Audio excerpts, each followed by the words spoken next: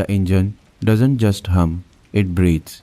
It's a rhythmic, mechanical pulse that matches the beating of my own heart. My name is Jack. For 15 years, this Peterbilt has been my sanctuary and my prison. People think trucking is about seeing the country, but they're wrong.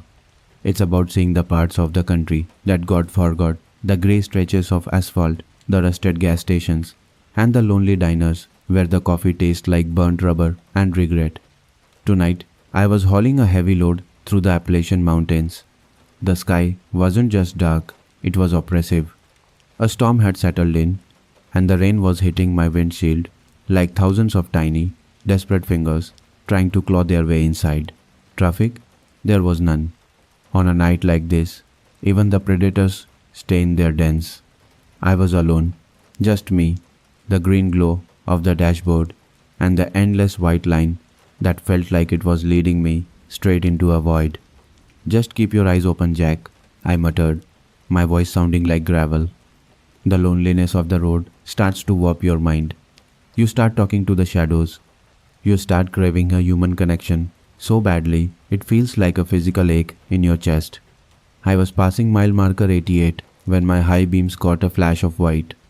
My heart jumped into my throat. I slammed on the brakes. The air hissed, screaming through the mountain silence. Standing there, right on the edge of the abyss, was a girl. She was wearing a simple white sundress that was soaked through, clinging to her skin like a second layer of paleness. She looked small, fragile, and impossibly beautiful. Her hair was dark and matted against her face, but her eyes, they were like deep, dark wells that promised both comfort and danger. I swung the passenger door open. The cold mountain air rushed in, smelling of pine and ozone. "Jack, Jesus, kid, you're gonna freeze to death out here. Get in, quickly." She climbed in, moving with a grace that didn't belong in a truck cab. As she sat down, the scent of the storm followed her, but beneath the rain, there was something else. A faint, sweet smell of crushed lilies. The girl, her voice was a soft, haunting whisper. "Thank you, Jack. I thought the road would never end." My blood ran cold for a second. "How do you know my name?" I asked, my grip tightening on the steering wheel. She smiled, a slow, mesmerizing curve of her lips. "It's on your shirt, silly." I looked down at my name tag. I felt like an idiot. I laughed, but it was a nervous sound. I put the truck in gear and we started rolling again. The heater was blasting now, a low, mechanical hum that fought against the rhythmic lashing of the rain outside. Inside the cab, the world felt different. The amber glow of the dashboard lights, the greens and oranges of the gauges cast a soft, dreamlike flicker across Sarah's face. We were moving through a tunnel of dark pines, a glowing bubble of light in the middle of a vast, unforgiving forest. For miles, we didn't speak. But the silence wasn't the empty, hollow kind I was used to. It didn't feel awkward or forced. It felt heavy. It felt like the air before a lightning strike, thick, pressurized, and charged with an electricity that made the hair on my arms stand up. Every time I shifted gears, my elbow would nearly brush her side, and the proximity made my heart thud against my ribs like a trapped bird. I cleared my throat, the sound echoing in the small space. I needed to break the spell before I lost my mind. "Jack, you are a long way from any town." "Sarah, I've been looking at the rear view. You didn't have a bag, no luggage, nothing. Just you and that white dress against the storm. Where are you headed, really?" She didn't look at me at first. She just watched the windshield wipers go back and forth. Swipe, thud, swipe, thud. A small, enigmatic smile played on her lips. "Sarah, where does anyone go on a night like this, Jack? I'm just drifting, like you. We're both just souls moving between 2 points on a map, aren't we? Constantly searching for a destination that doesn't exist. Looking for something or someone that isn't there." Her voice had a haunting quality to it, like a melody you've heard in a dream but can't quite remember the lyrics to. It sent a shiver down my spine that had nothing to do with the cold. "Jack, drifting is a dangerous game for a girl like you. The road, it doesn't have a heart, Sarah. It doesn't care who it swallows up.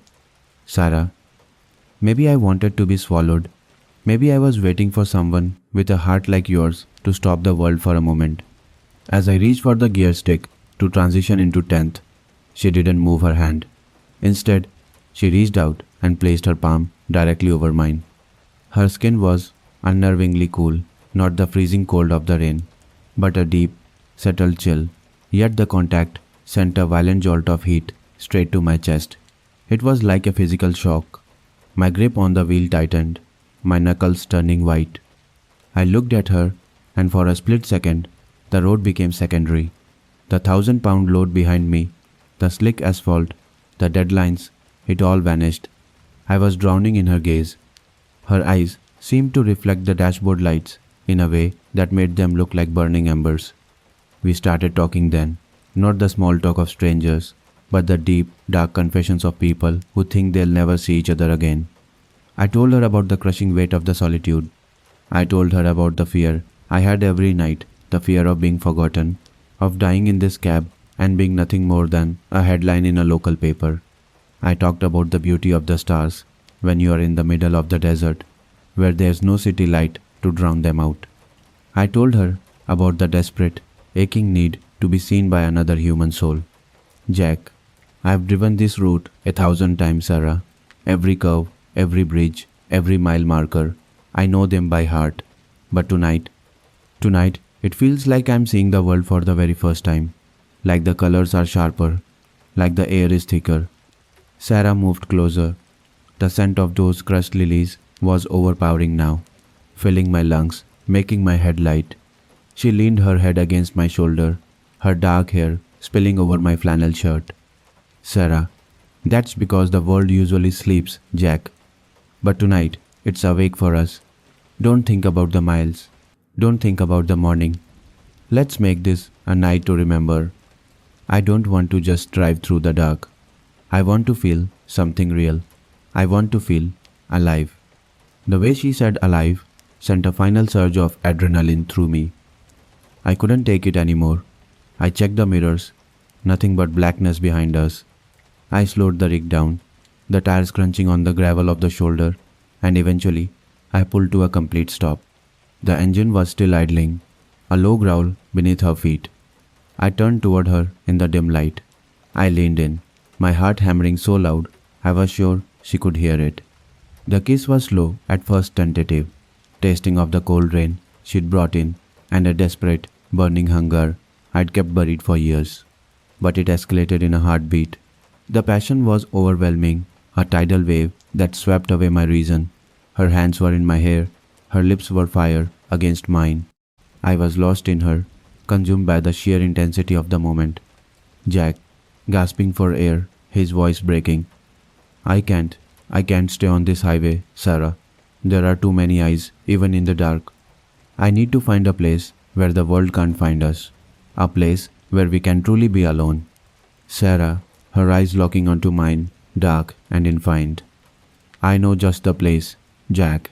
A place where nobody ever goes. Drive. Take me into the heart of the trees. I put the truck back into gear, my hands shaking. I wasn't just a driver anymore. I was a man possessed, steering a 15-ton beast toward a destination I didn't understand, driven by a woman who felt like she was made of moonlight and shadows. I saw an old, unmarked dirt road jutting off into the thickest part of the woods. I swung the massive rig off the asphalt. The truck groaned as it navigated the mud and the roots. The trees closed in around us, their branches scraping against the metal like skeletal fingers. Finally, we reached a small clearing where the moonlight struggled to penetrate the canopy. I killed the engine. The silence was absolute, only the sound of our breathing. Jack, we're alone now, Sarah. No more roads, no more miles. Sarah, her eyes glowing in the dark. Then show me how much you want me, Jack. The romance was intense. I hugged her with a strength that surprised me, as if I was afraid she would evaporate if I let go. We were lost in a haze of passion. The windows were completely fogged over. She began to undress, her movements slow and hypnotic. I watched her, my heart hammering against my ribs like a trapped bird. She stood before me, beautiful and ethereal. I lunged forward to embrace her one last time, to lose myself in her warmth, and I fell through her. 1 second she was there, her skin glowing in the faint light of the dash. The next, nothing. My arms hit the empty seat. The heater was still blowing, but the air in the cab had turned arctic. I sat there, my breath coming in white puffs, my eyes wide with a terror I'd never known. My sans opar, ar nichi, ka nichi, re gaya. I couldn't move. I couldn't think. Jack. Sarah, this isn't funny. Where are you? The passenger door hadn't opened. There was no way out. She had simply ceased to exist. Panic, raw and jagged, tore through me. I grabbed my heavy maglite and kicked the door open.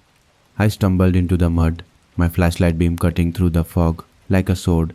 I was screaming her name.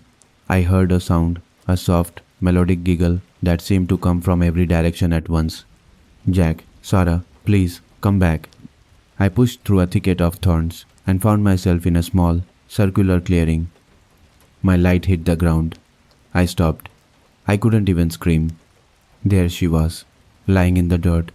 She was in the same state she had been in the truck, partially undressed. But she wasn't Sarah anymore. She was a corpse. Her skin was a sickly, bruised blue, stretched tight over her skull. Her hair was matted with worms and dead leaves. And her eyes, the eyes I had just kissed, were wide, glassy, and crawling with maggots. The smell of the grave, damp rot, and ancient death filled my lungs, making me gag. She had been dead for decades. I backed away, tripping over roots. Suddenly, the corpse's jaw unhinged. A sound erupted from those dead lips, not a giggle, but a bone-chilling, demonic shriek of laughter that shook the very trees. The ghost, you wanted a wilderness, Jack. Now you're part of it. I turned and bolted. I didn't care about the branches hitting my face or the mud sucking at my boots. I reached the truck, but the laughter was getting closer. I fumbled for my keys, dropping them in the mud. I was sobbing, praying, screaming. I felt a cold, skeletal hand brush against my shoulder. I managed to grab the keys, jumped into the driver's seat, and slammed the lock. The engine roared to life on the third try. I floored it, the truck fishtailing wildly through the mud as I fled that graveyard. I didn't stop until I reached a lit-up rest stop 3 hours away. I sat there until the sun came up, my hands shaking so much I couldn't hold a glass of water. When the light finally hit the truck, I looked at the passenger side. The seat was empty. But on the window glass, in the morning condensation, was a perfect, fresh handprint. And on the seat sat a single, wet lock of dark hair, and a rusted locket from 1974. I never drove Route 9 again, and sometimes when it rains, I can still hear that giggle in the back of my mind, reminding me of the night I fell in love with a ghost.